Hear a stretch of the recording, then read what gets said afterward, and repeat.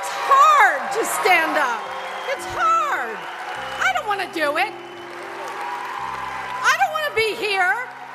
You don't have an option. You have to stand up, speak up, act up. When I was a little girl growing up in middle-class New Jersey. Sulit untuk berdiri. Sangat sulit. Saya tidak mau melakukannya. Saya tidak mau di sini. Tapi kau tidak punya pilihan. Kau harus berdiri, berbicara, lakukan sesuatu. Ketika saya masih kecil, tinggal dan besar di kelas menengah di New Jersey. My entire artistic life was curated by people who lived in the straitjacket of a very conformist suburban life. In the late 50s and early 60s, all the houses in my neighborhood were the same size in the developments. They even were the same shape and color and style. And in the schools, your job was to put pennies in your loafers and look the same as everybody else and act the same as everybody else. Standing out, being different, was like drawing a target on your forehead. And you had to have a special kind of courage to do it. And some of my teachers were obliged to live their whole lives hidden, covertly. But my 6th and 7th grade music teacher, Paul Grossman, was one of the bravest people I knew. Seluruh kehidupan artistik saya dikurator oleh orang-orang yang hidup di dalam kekangan dari kehidupan pinggiran kota yang sangat konform. Di akhir tahun 50-an dan awal 60-an, semua rumah di lingkungan saya memiliki ukuran yang sama. Kemudian, bahkan memiliki bentuk, warna, dan gaya yang nyaris sama. Dan di sekolah, tugasmu adalah untuk menaruh penny dalam sepatumu dan terlihat sama dengan yang lain atau bertindak sama seperti orang lain. Menonjol menjadi berbeda adalah seperti menggambar target di dahimu, dan kamu harus memiliki keberanian yang spesial untuk melakukannya. Dan beberapa guru saya terpaksa menjalani seluruh hidup mereka tersembunyi, diam-diam. Tetapi guru musik kelas 6 dan 7 saya, yaitu Paul Grossman, adalah salah satu orang yang paling berani yang saya tahu. Because later when I was in graduate school, I read that he had transitioned and become one of the first transgender women in the country.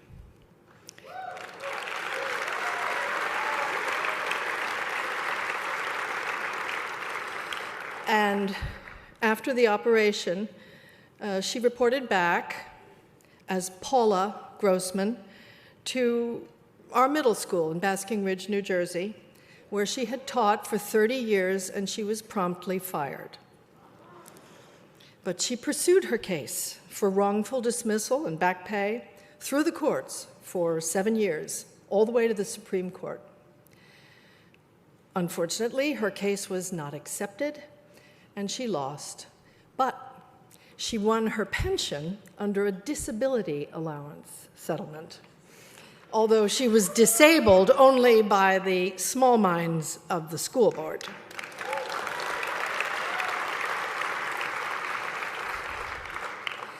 She was a garrulous, cantankerous, she was a terrific teacher, and she never taught again. But her case did set the stage for many of the discrimination cases that followed. She and her wife raised their 3 girls. She worked as a town planner, and she had an act playing piano and singing in cocktail lounges around New Jersey.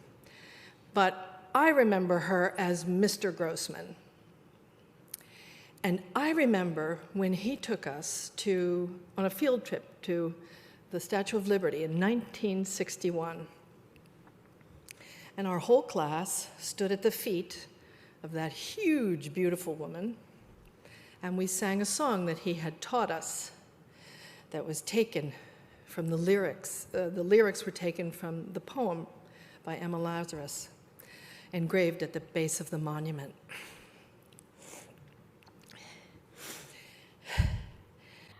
Karena kemudian, ketika saya di sekolah pasca sarjana, saya melihat dia telah beralih dan menjadi salah satu yang pertama wanita transgender di negara. Dan setelah operasi, dia melaporkan sebagai Paula Grossman ke sekolah menengah kami di Basking Ridge, New Jersey, di mana dia telah mengajar selama 30 tahun dan yang kemudian dia segera dipecat. Tetapi dia melanjutkan kasusnya untuk pemecatan yang salah dan pembayaran kembali melalui pengadilan selama 7 tahun sampai ke Mahkamah Agung. Sayangnya, kasus dia tidak diterima dan dia kalah. Tetapi dia menang pensiunnya di bawah tunjangan cacat, meskipun dia cacat hanya oleh pikiran kecil dewan sekolah. Dia cerewet, blak-blakan, guru yang hebat, dan dia tidak pernah mengajar lagi. Tetapi kasusnya memang menjadi panggung bagi banyak kasus diskriminasi yang mengikutinya. Dia dan istrinya membesarkan 3 putri mereka.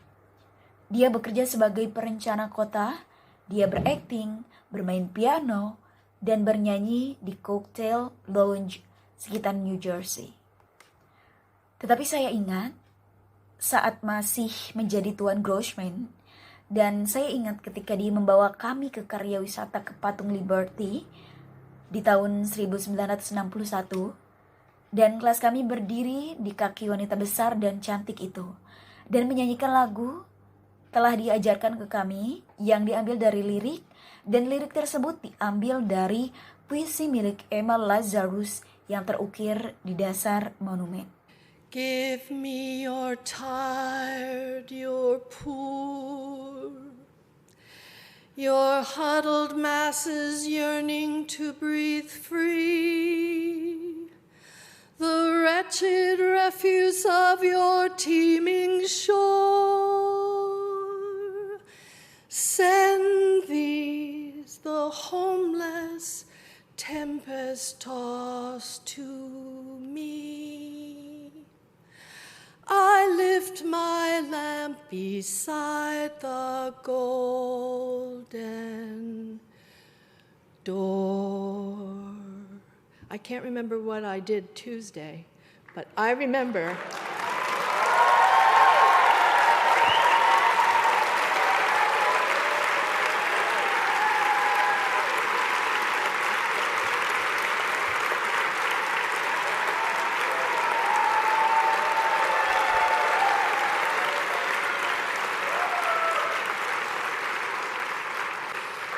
I remember that song Mr. Grossman chose to teach us.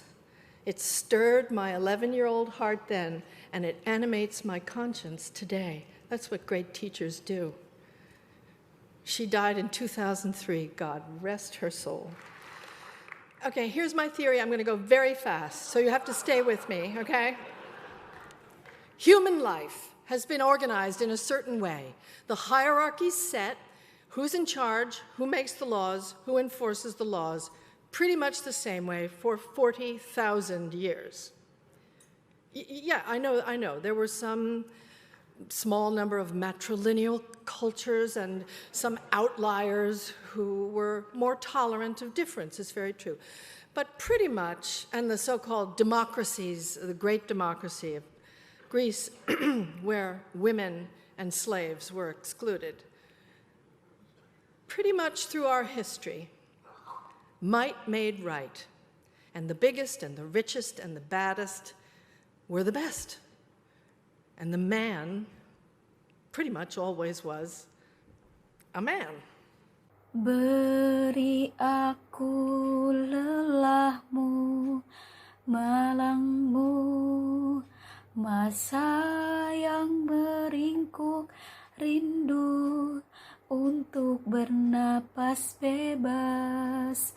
Sampah menyedihkan dari pantai padatmu. Kirimkan ini cendewisme yang dilemparkan badai kepadaku. Aku mengangkut pelitaku di samping pintu emas. Saya tidak ingat apa yang saya lakukan pada hari Selasa. Tetapi saya ingat, lagu itu yang Tuan Grossman pilih untuk diajarkan kepada kami, itu menggerakkan hati saya yang berumur 11 tahun. Dan itu menjiwai hati nurani saya. Hari ini itulah yang dilakukan guru hebat. Dia wafat di tahun 2003. Semoga diterima di sisinya. Oke, jadi ini teori saya. Saya akan berbicara dengan cepat, jadi tetap bersama saya, oke? Kehidupan manusia telah diorganisir dengan cara tertentu, hierarki yang diterapkan. Siapa yang bertanggung jawab, siapa yang membuat hukum, dan siapa yang menegakkan hukum. Hampir sama selama 40.000 tahun. Ya, saya tahu ada sejumlah kecil buaya matrilineal yang beberapa outlier yang lebih toleran terhadap pertiadaan. Sangat benar. Tetapi cukup banyak dan apa yang disebut demokrasi besar Yunani, di mana wanita dan budak dikecualikan, cukup banyak sepanjang sejarah kita. Mungkin dibuat benar dan hal terbesar dan terkaya dan yang terburuk adalah terbaik. Dan laki-laki itu hampir selalu laki-laki. But suddenly, at one point in the 20th century, for reasons that I can't possibly enumerate in the 2 minutes that I have left, something did change. The clouds parted, and women began to be regarded, if not as equal, but as deserving of equal rights. It's true. It was a first. Men and women of color demanded their equal rights.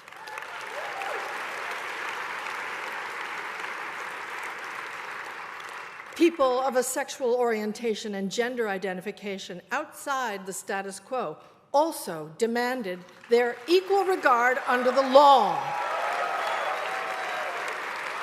So did people with disabilities. We all won rights that had already been granted to us in the Constitution 200 years before, in theory. But the courts and society finally caught up and recognized our claims. And amazingly, and in the terms of the whole of human history, blazingly fast, culture seemed to have shifted.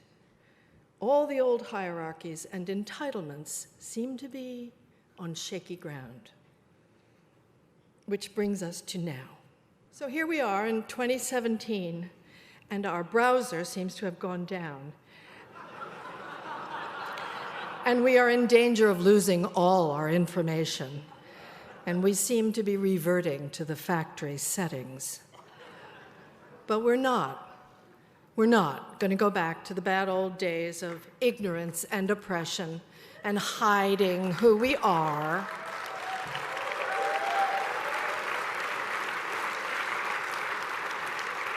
Tetapi tiba-tiba di suatu saat di abad ke-20, untuk alasan yang tidak bisa saya hitung dalam sisa 2 menit yang saya punya, sesuatu berubah. Awan terbelah dan wanita mulai dianggap, jika tidak setara, tetapi layak mendapatkan hak yang sama. Itu benar. Itu yang pertama kalinya pria dan wanita kulit berwarna menuntut hak mereka yang sama. Orang-orang dengan orientasi seksual dan identifikasi gender di luar status juga menuntut perlakuan yang sama di mata hukum. Begitu juga dengan penyandang disabilitas. Kita semua memenangkan hak yang selalu diberikan kepada kita dalam konstitusi 200 tahun sebelumnya. Secara teori, tetapi pengadilan dan masyarakat akhirnya menangkap dan mengakui klaim tersebut. Dan luar biasa. Dalam hal sejarah, manusia secara keseluruhan sangat cepat. Budaya tampaknya telah tergeser. Semua hierarki dan hak lama tampaknya berada di tanah yang goyah yang membawa kita sekarang. Disinilah kita, di 2017 dan browser kita terlihat telah mati. Dan kita dalam bahaya dari kehilangan semua informasi kita. Dan kita sepertinya telah kembali ke pengaturan publik. Tapi kita tidak. Kita tidak kembali ke hari lama yang buruk, penuh dengan kebodohan dan penindasan dan persembunyian siapa kita sebenarnya. Because we owe it to the people who have died for our rights and who have died before they even got their own. And we owe it to the pioneers of the LGBTQ movement, like Paula Grossman, and to the people on the front lines of all civil rights movements, not to let them down. I am the most overrated and most over-decorated and currently I am the most over-berated actress who likes football of my generation. But that's why you invited me here, right?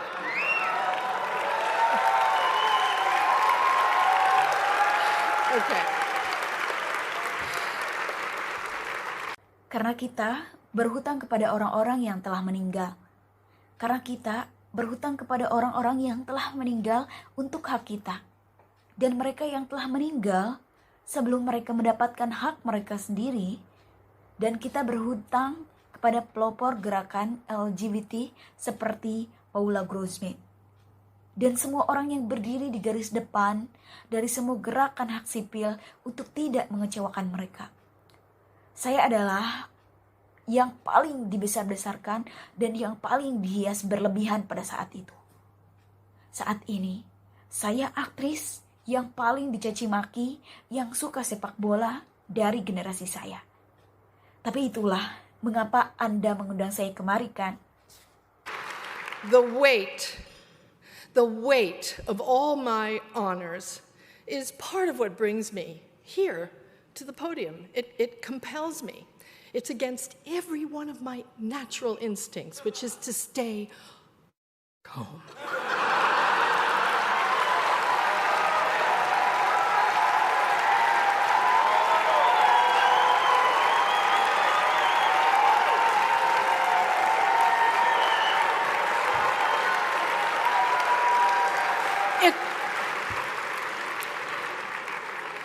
It compels me to stand up in front of people and say words that haven't been written for me, but that come from my life, from my convictions, and that I have to stand by.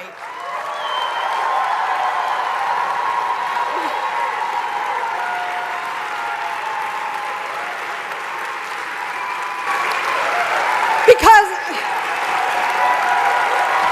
it's hard to stand up. It's hard. I don't want to do it. I don't want to be here. I want to be home and I want to read and garden and load my dishwasher. Oke, berarti dari semua penghargaan saya adalah bagian dari apa yang membawa saya ke sini, podium. Itu memaksa saya. Itu bertentangan dengan salah satu naluri alami saya, yaitu tetap tinggal di rumah.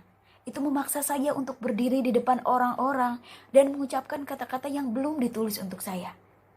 Karena sulit untuk berdiri, itu sulit. Saya tidak mau melakukannya. Saya tidak mau di sini. Saya mau berada di rumah, membaca buku, dan mengurusi taman dan mencuci piring saya. Thank you very much.